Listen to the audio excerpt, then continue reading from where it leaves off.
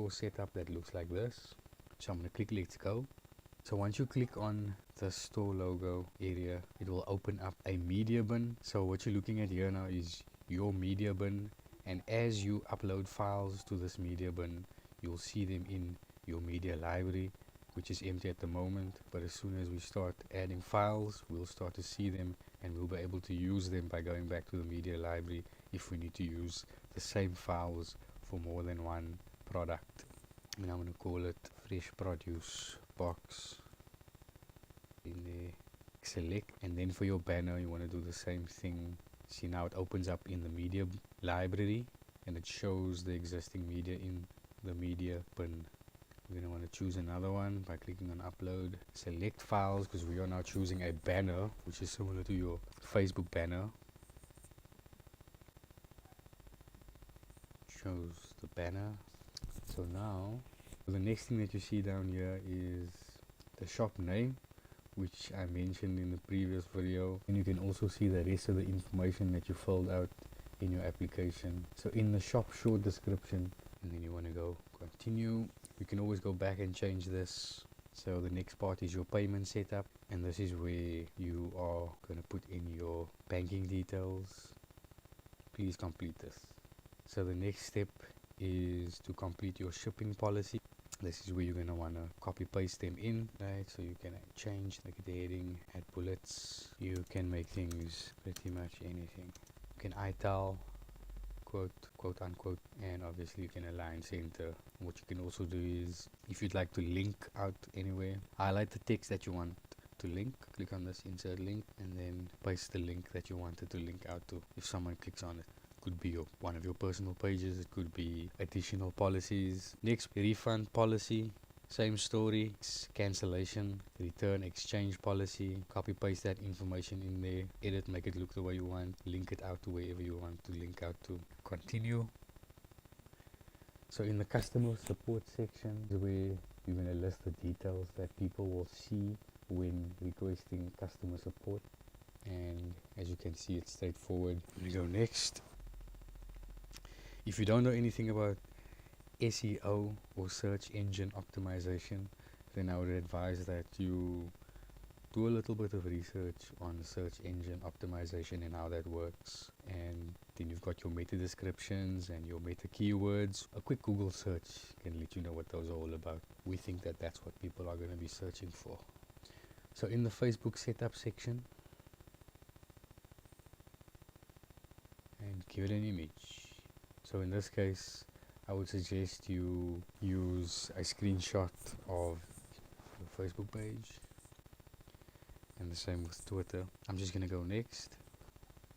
This is where you're going to be pasting the links to your social pages. Once you've got your links all pasted in there, continue. Well, that's the end of it. So now we're going to go and have a look at what the dashboard looks like. So this is what the dashboard looks like. As you can see, the first thing that you see is your sales report.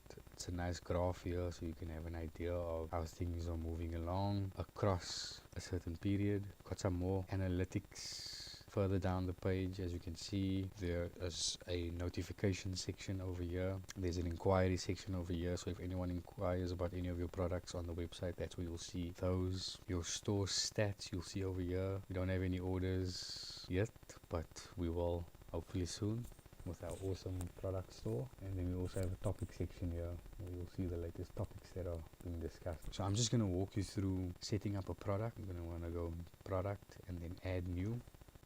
So a simple product is a product that doesn't have variations. So an example of a simple product in the awesome product guys would be, and I'm going to call it right, then I'm going to scroll a bit down, I'm going to give it a price. If the product is on sale, I'm going to put in a sale price. If not, I'm going to schedule it. So let's schedule this for 2020 on the 30th and to end on the following month. Okay, so we've got a sale price of 35, scheduled start then and end then. Picture, adding a product picture, that's what this big one is over here, and then the smaller picture with the plus sign here, that is for the product gallery where you can add additional pictures of your product. I'm going to go ahead and do this. I'm just going to add that picture, produce box. So now we have a picture, and then if we want, we can add some additional product images over here, but I'm not gonna do that now. So the next thing we're gonna want to do is on the right hand side, assign our product. This would be considered a vegan product, grain fresh produce. Okay, so in our short description, this is slightly different to the editing section, policies section. So here, as you can see, we have similar controls, but now we also have an additional media button. So this media button allows us to insert media into our product description. So when we look at a product page, for example, if we choose aniseed, as you can see, this is a product here. So this section over here is your short description section. So okay, so punching text into there is straightforward, as you can see, and then the regular tools on top that you can use. You want to bold or italic, anything, you can do that there. So I'm just going to show you how to add some media to this, right? So I'll just click enter to go to the next line. So now I'm going to add some media to my short description.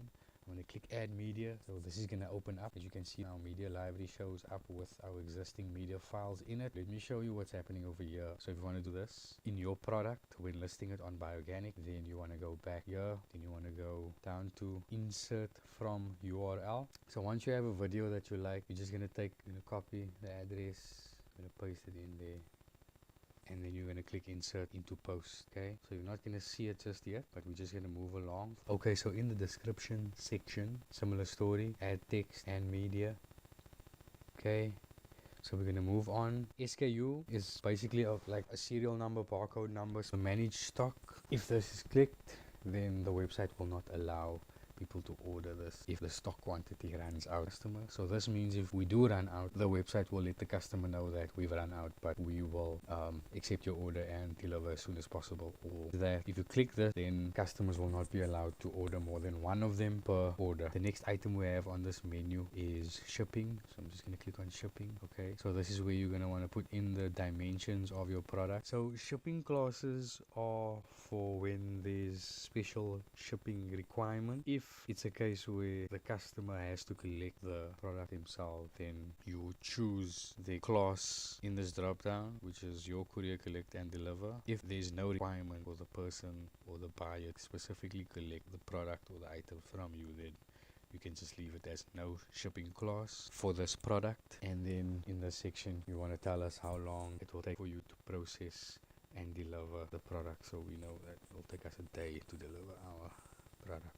Then tax, choose what is applicable, whether you are charging VAT or not. Attributes, I've created one here, is where you create the different variations of your products. So if your product has variations like color, sizes, this is where you would put those in so that your customers can choose between those variations when buying your products. Link. Next on the menu, so this is where you can choose products to link with this product. Once we have more than one product listed, we'll be able to call up products here and then automatically link them strategically. So the next thing is product policies, which we completed some of. So the website takes the policies that we used in the initial setup and then it by default adds them when creating a new product. However, when policies change from product to product, you're going to want to change it, or you're going to want to be able to make changes to the policies that are displayed. So once we've got all of that done and we're happy, then we simply go click on submit, and once we've submitted our products, they'll be verified by the website administrator. Okay, so that's it guys. Good luck. If all of this tech stuff is a bit daunting for some of you, it's understandable. Load a couple of products and eventually you'll figure it out. If there's anything that's confusing or not working correctly, please do let us know. Our team of admin are on standby 24/7. We will get back to you as soon as possible. Thank you for joining bioganic.co.za.